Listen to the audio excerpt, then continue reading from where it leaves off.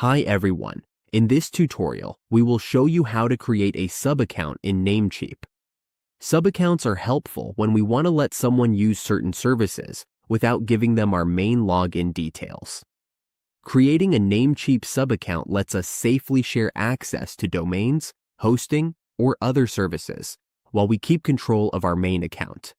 This is great for developers, team members, or clients who only need limited access to manage some resources. Let's get started. First, open your browser. When the browser is open, go to namecheap.com and log into your account. After logging in, we go to the dashboard. In the hosting list, go to Hosting List. Here, we do not go to cPanel.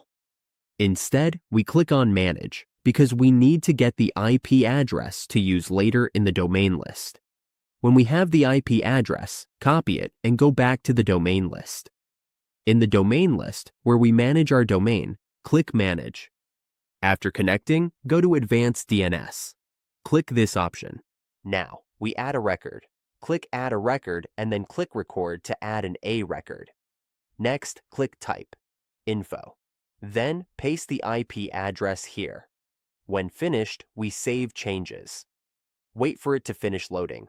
When it's done, we have now a subaccount on Namecheap in an easy way.